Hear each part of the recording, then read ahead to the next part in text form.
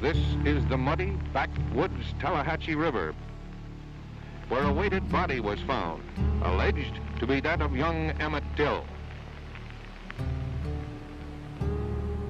I saw a hole, which I presumed was a bullet hole, and I could look through that hole and see daylight on the other side. And I wondered, was it necessary to shoot it? Emmett Lewis Till was born July 25, 1941 in Chicago, Illinois. He lived with his mother, Mamie Till, and he never met his father because he was killed during World War II. Growing up, Emmett lived in a thriving black neighborhood in Chicago, surrounded by grandparents and relatives. He attended an all-black school in a solidly middle-class neighborhood in Chicago's South Side where a plethora of black businesses thrived. Young Emmett's personality was infectious. In the summer of 1955, Emmett turned 14, where he and his friends danced through the streets listening to the new music of rock and roll. In August 1955, Emmett's uncle, Moses Wright from Mississippi, came up to Chicago for a visit. Moses Wright offered to bring back Emmett to the South for a visit to spend time with his cousins. Emmett's mom, Mamie, didn't want his son to go to the South, but Emmett could not pass the offer up. On the day before Emmett left for Mississippi, his mom gave Emmett his dad's ring, one of her few possessions of her late husband. Their kiss goodbye would be the last time she would see her son alive. In the 1950s, segregation between the North and the South was drastically different. Elements of racism and segregation still existed in the North. The North had informal segregation, where some realtors wouldn't show homes to African Americans because apparently it would reduce the home value of the neighborhood. Also, like Emmett Till's school, McCosh Elementary, schools were segregated until the ruling of Brown versus Board of Education. After the end of Reconstruction, which followed the Compromise of 1877, the new Democratic government in the South instituted state laws to separate white and black racial groups, submitting African Americans to second-class citizens, reinforcing white supremacy. These laws came to be called Jim Crow. In the South, blacks and whites did not shake hands or eat together. Blacks would be called by their first name, and blacks and whites did not ride in the same car. African Americans had significant lower wage jobs, for example, sharecropping. The 1896 ruling, Plessy v. Ferguson, stated the principle of separated but equal. However, facilities in the South were everything but that. Restrooms were filthy and black entrances were near the back alley. Lynchings in the South were commonplace. Lynching, an act of terror meant to spread fear among blacks, served the broad social purpose of maintaining white supremacy in the economic, social, and political spheres. Although the practice of lynching existed before the Civil War, it peaked during Reconstruction as African Americans began making political and economic inroads by registering to vote and establishing businesses and running for public office. Many whites felt threatened by the rise in black prominence. Lynchings were frequently committed with the most flagrant display.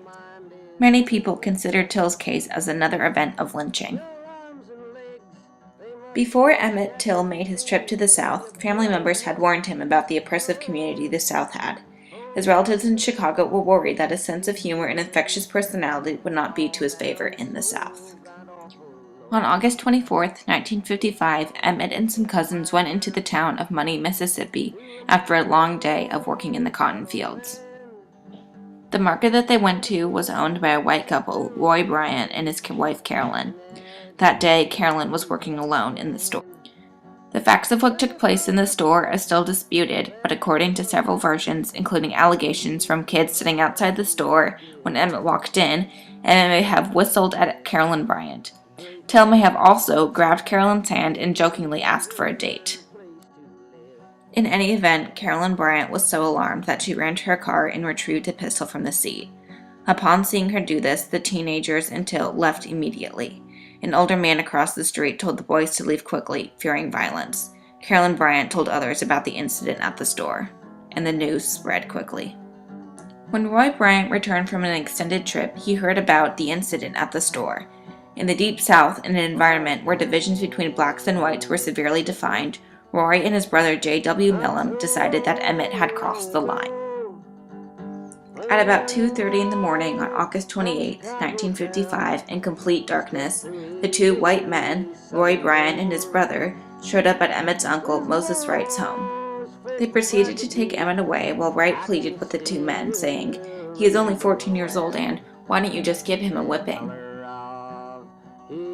The boy's corpse would be found several days later disfigured and decomposing in the Tallahatchie River. Moses Wright could identify the body by an initialed ring which had belonged to Emmett's father. Till's murder brought considerations about segregation, law enforcement, relations between the North and South, the social status quo in Mississippi, and many more, which were played out in a drama staged in newspapers all over the U.S. Till's body, due to Mamie Till's demands, was sent to Chicago. Mississippi's governor, Hugh L. White, deplored the murder, asserting that local authorities should pursue a vigorous prosecution, and that Mississippi does not condone such conduct. NAACP Executive Secretary Roy Wilkins characterized the incident as a lynching and stated that Mississippi was trying to maintain white supremacy through murder. Wilkins also said, "There is in the entire state no restraining influence of decency, not in the state capitol, among the daily newspapers, the clergy, nor any segment of the so-called better citizens." Mamie Till decided on an open casket funeral. She said, "I just wanted the world to see him." Tens of thousands of people lined the streets to see Emmett's body, and days later, thousands more attended his funeral. It was very orderly. I thought that pretty soon the crowd would die down. It looked like all of Chicago was there. Mamie's decision would make her son's death a touchstone for a generation. Photographs of Emmett's mutilated body circulated around the country, appearing in Jet magazine and the Chicago Defender, both black publications, and drew in intense public reaction. The photos and story reached both coasts and drew in a scrutiny against the state of Mississippi. Tallahatchie County Sheriff Clarence Strider, who initially positively identified Till's body, announced his doubts that the body pulled from the Tallahatchie River wasn't Till's, who he speculated was probably still alive. Bryant and Millam were rounded up as murder suspects, and 5 local lawyers decided to represent the 2 suspects pro bono. When the trial opened in September 1955, the national and international press descended on the scene. Roy, Carolyn, and J.W. became celebrities. During the trials, the families arrived with their sons dressed in their Sunday best. Many whites from surrounding counties showed up to watch the show. The defense's primary strategy was saying that the body could not be positively identified, and they questioned whether or not Till was dead at all. Moses Wright said Till was definitely dead. Wright's testimony was seen as remarkably courageous, and a first in the state of Mississippi for a black man implicating the guilt of a white man in court. In concluding statements, one prosecuting attorney stated that what Till did was wrong, but it warranted a spanking, not a murder. The defense stated that the prosecution's theory of the events the night Till was murdered were improbable, and said the jury's forefathers would turn over in their graves if they convicted Bryant and Millam. Only 3 outcomes were possible in Mississippi for capital murder: life imprisonment, the death penalty, or acquittal. On September 23rd, the all-white jury acquitted both defendants after a 67-minute deliberation. In later interviews, the jurors said that they knew Bryant and Millam were guilty, but didn't see the punishments along with murder to be the right fit for whites who killed a black man. Once the 2 men were acquitted, the men later sold their story for $4,000 to reporter William Bradford Huey. 2 of Bryant and Millam's defense attorneys helped facilitate the interview that was published in Look magazine in 1956. After the town show of approval at the trial, the 2 men talked freely about how they killed the young teen from Chicago. But soon after the article came out, the 2 men were ostracized. Blacks stopped attending groceries owned by Bryant and Millam. The stores soon went out of business. John Whitten, one of Bryant and Millam's defense attorneys, told National Public Radio's Sound Print program in a 1994 interview that he later regretted defending the case. "I'm not proud of it," Whitten said. "I wish I had never been associated with it." Through the constant attention it received, Emmett Till's case became emblematic of the disparity of justice for blacks in the South. Merle Evers, widow of Medgar Evers, stated in 1985 that Till's case resonated so strongly because it shook the foundations of Mississippi, both black and white, because, with the white community, it had become nationally publicized. With us blacks, it said, even a child was not safe from racism and bigotry and death. Journalist Louis Lomax acknowledges Till's death to be the start of what he terms as the Negro Revolt. Scholar Clenora Hudson Weems characterizes Till as a sacrificial lamb for civil rights. NAACP operative Ames E. Moore considers Till the start of the civil rights movement, at the very least in Mississippi.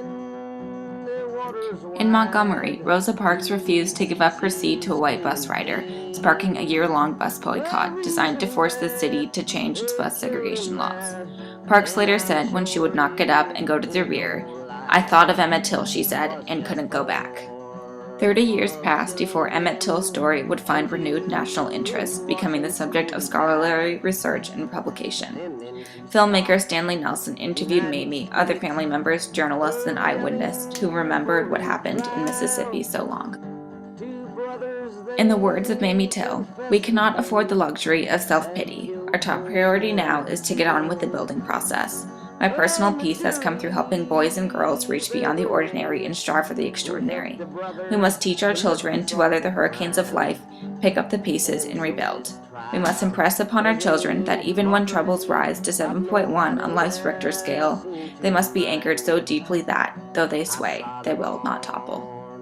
Papers, but I could not bear to see the smiling brothers walking down the courthouse stairs.